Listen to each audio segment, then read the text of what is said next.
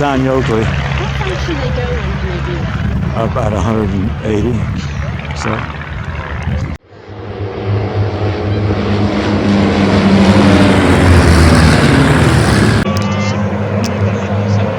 Come on,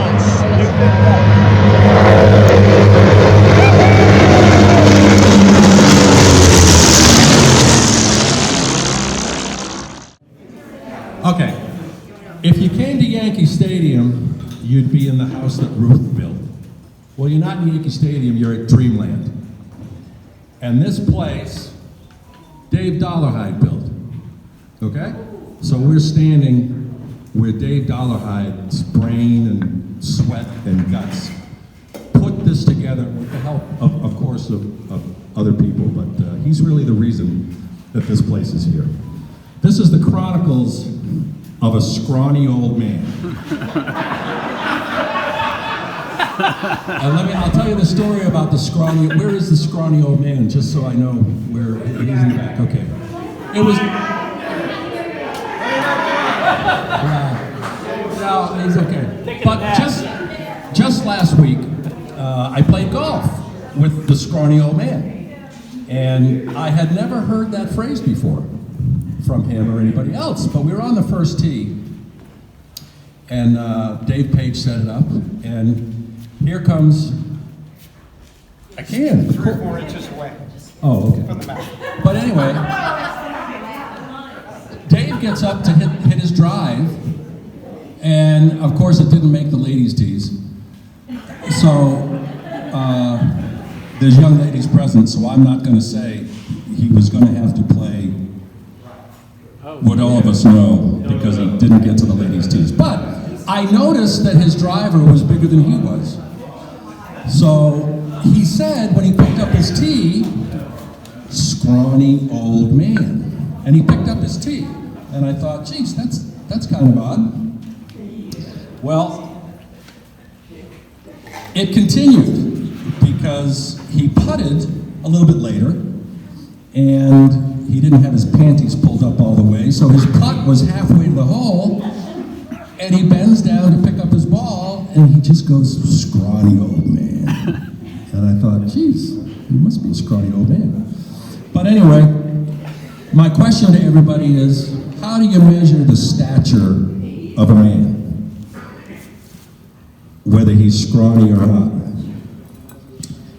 29,263 days ago, including leap year, Dave Dollarhide took his first breath in Mississippi, of all places. And if you figure 60 heartbeats to a minute, his heart has pumped 2,528,323,000 heartbeats, and it's still ticking, okay?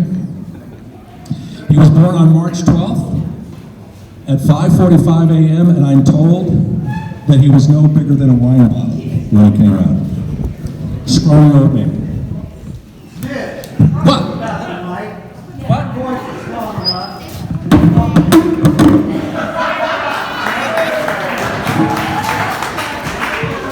Anyway, if you can't hear me, go home. Okay? But anyway, Dave Dollarhide started out, the Battle of Midway was going on. That gives you kind of a sense of how long ago and the history that's there. When he was 10 years old, Elizabeth became the queen. Okay? And the Korean War began. How many people know that he was a track star at Muller High School in the mile? I didn't know that. I didn't think he could run. And how many people knew that he was an Olympic class swimmer at Mississippi State University? I didn't know that. Now that may be a big lie. But I got that from his wife. So who knows? When he finished college in 1964, what was on the horizon for this country? Vietnam. He had a choice to make. He was going to be like Darren Stevens on the Bewitched TV show with Samantha. He was going to go into advertising. But instead, this scrawny little man decided he was going to be a carrier naval aviator. Not only that, but he was going to fly a single-engine, single-seat bomber, the most dangerous job in the world probably at that point, day and night over North Vietnam. They deployed on his first deployment, and he was sitting in the cockpit, I think, when a rocket shot across the flight deck, and bombs started exploding on Forrestal. 131 dead, 161 wounded, 21 airplanes destroyed, and the scrawny old man, I think, had to jump over the side of his airplane and was injured, and it was a disaster. The ship almost sank, by the way, the USS Forrestal, because of what occurred. So he made a decision that he was going to serve his country instead of being an advertising guy. He made a second deployment, combat cruise, after they got back. And then, where's Sundance? Sundance still here? He just walked out. That's too bad, because Sundance told me that he met his wife, Chris, when she was a waitress at San Juan Liquors.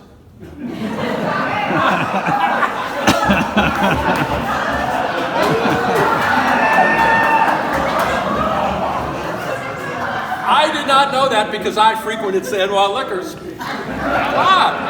That's where I met my wife. Excellent dancer, by the way. But anyway, as you know, on the 3rd of November, 1968, they were married at Cecil Field at the church with Patty of the High-Speed Pass. And their marriage was on the rocks, so they got married 50 years later to the minute at the Church of the High-Speed Pass, which was pretty cool, actually. He continued. What? He continued in the Naval Reserves and then was the commanding officer of an A-7 squadron, VA-203 at Cecil Field. He then was a career airline pilot. He ruined National Airlines. They went bankrupt. He ruined Pan Am. They went bankrupt. And then he got on with Delta, and Delta survived. And they survived in spite of the fact that he became the most important person at Delta Airlines as the chief pilot in New York City, flying the 747 for the scrawny little man. All right.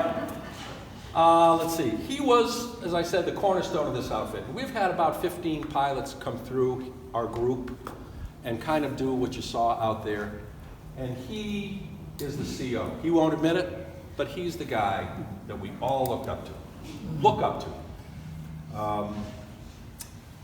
When he was 70, I didn't think there were any A4s left. I thought they were all in the desert, but he was flying the A4 Skyhawk that he jumped out of up here about 3 or 4 miles, ejected. Single seat, single engine airplane. He was the demo pilot in a Navy Skyhawk airplane, which is unbelievable. And the first time we went down, I keep looking back at my compadre Patty, but we went down to watch him taxi out in this A4 Skyhawk, which most of us flew. And here goes this scrawny little guy, you couldn't even see his head, you know, and he's going around. But I'm going to tell you what I thought. Chuck Yeager flew the F-15 when he was 78. John Glenn was on the space shuttle when he was 77. He's flying his own airplane with no ejection seat, doing demos in the A4. Remarkable. I wish somebody would have asked me. Anyway, he became, I'm going to read, so I don't want to screw this up. Speedy, how am I doing? Am I doing okay? He became singularly the most trusted pilot here at Haller Airport. He became the president of Haller Airport. And he's one of the guys, there's a bunch of them here, but he's one of the guys that is the cornerstone of everything that you see out here. Okay? How do you measure the stature of a man? Love of family, courage, bravery under fire, leadership, wisdom, integrity, trust, and honor. The greatest gift a man can give himself, and only he can take it away. He's an inspiration. All I need to know is if I got bagged over enemy territory, Dave Dollarhide would not rest until he got me out, dead or alive. That's the kind of guy he is for us. Scrawny old Dave, when I stand next to him, I want to be a bigger man. Knowing Dave Dollarhide for over 20 years, every day, he makes me want to be a better man. Happy birthday.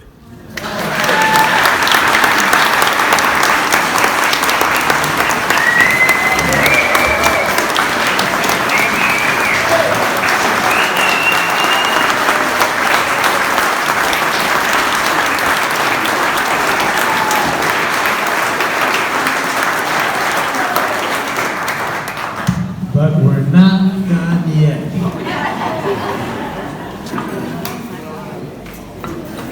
Can everybody hear me okay? Yes. And if you look around this room, there's a lot of people that helped Dave.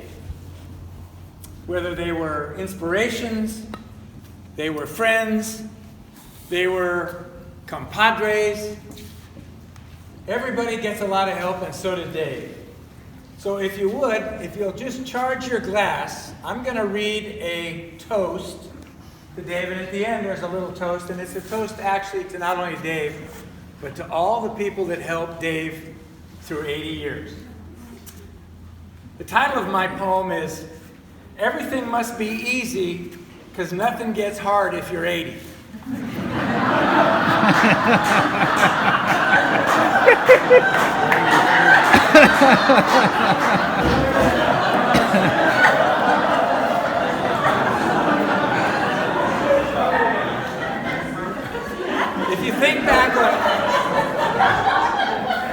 If you think back on 80 years in the life of Dave Dollarhide, you think of all the people he knew in his cockpit and those he flew beside, those that helped mold his character and those that led him astray, those that taught him to land on a ship on stormy nights or a beautiful day, the men that dragged him from the flight deck or taught him to fly ACM, those that flew with him at National when his seniority was at the very end.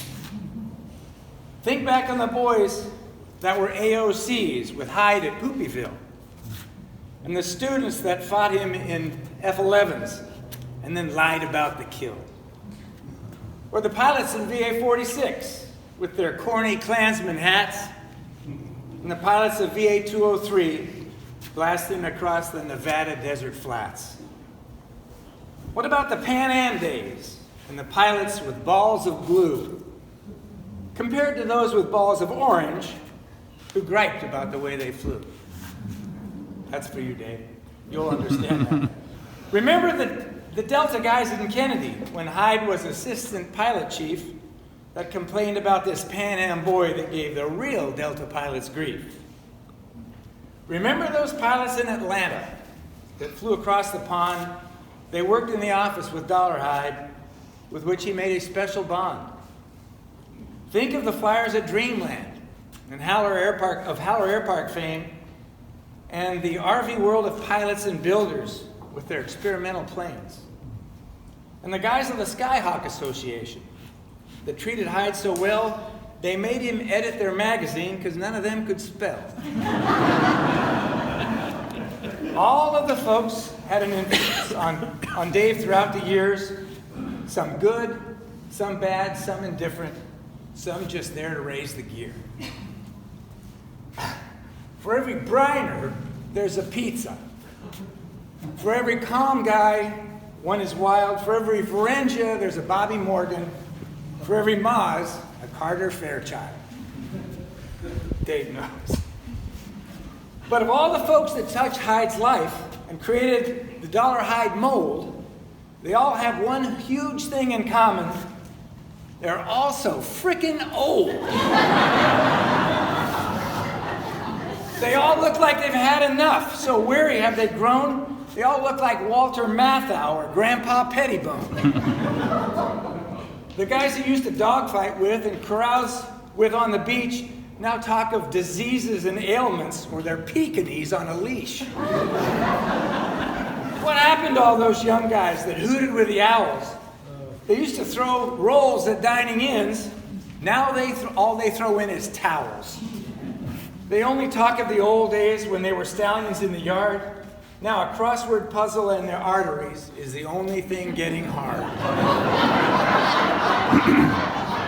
They remember every Fallon debt and every dogfight, each detail, but can't remember what they had for lunch or where they get their mail. These balding, gray-haired heroes that used to terrorize the sky now wait in line at Golden Corral to give the early bird special a treat. But all these washed-up flyers were once the best of all their peers, and they're responsible for molding Dollarhide over a period of 80 years. Yes, it's time to salute our old friend Hyde and his 80 years of life. He's filled his glass to the very brim with his friends and his only wife. So lift a glass of spirits, or prune juice if you're old as Hyde, and make a hearty birthday toast to our old friend and old timer, Captain Dave Dollarhide.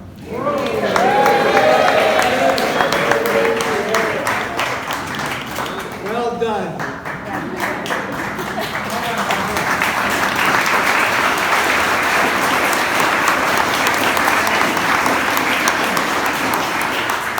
Okay, those were two tough acts to follow, but Hyde, Rocket 16 gets a shot at Rocket 13.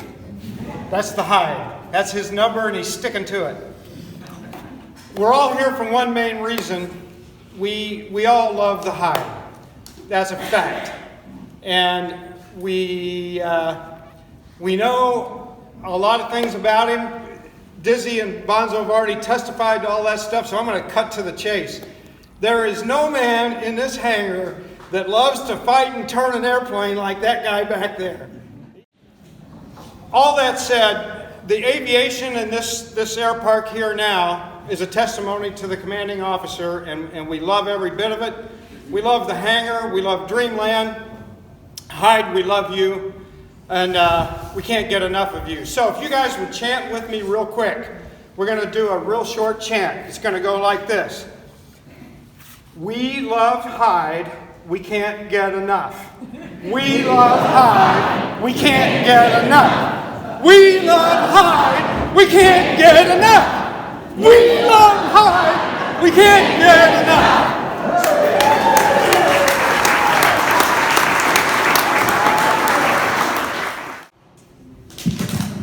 Hello, hello. Is that good?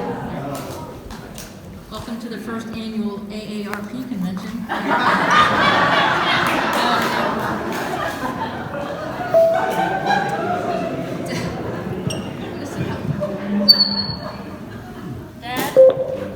Dad has often said that he would like to have his funeral before he dies.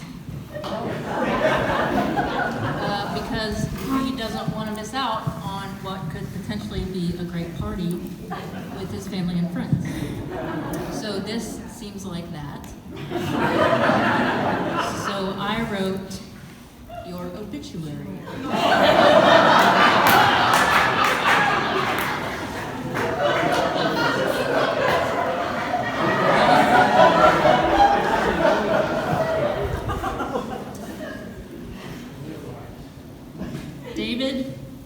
Dave, Hyde, Penny Skin, Asshole, Alston Dollarhide, 80, is not only still around, but doing quite well for an old person. He's surrounded by family and friends because when he's alone, he's afraid he'll miss out on something fun. Judging by the turnout at his fake funeral, a lot of people like Dave, and will probably go to his real funeral when that happens. Dave was born in Mississippi where shoes were optional and adult supervision hadn't been invented yet. But his parents, Roger and Adelaide, were a couple of wonderful people who instilled in him that family comes first, and they sure were proud of him. No. In the late 60s, Dave coined the term marrying up.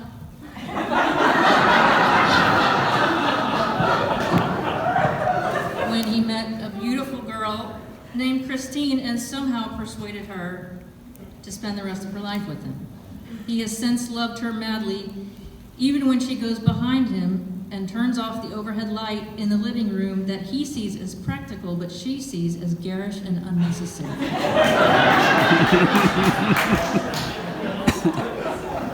Chris has never had to worry about Dave at all. Except for the time he fell off the roof with the leaf blower, or the time he locked himself in the trunk of the car. And literally every other second they have been together. In 1970, Dave and Chris had a baby boy and evidently didn't spend too much time naming him.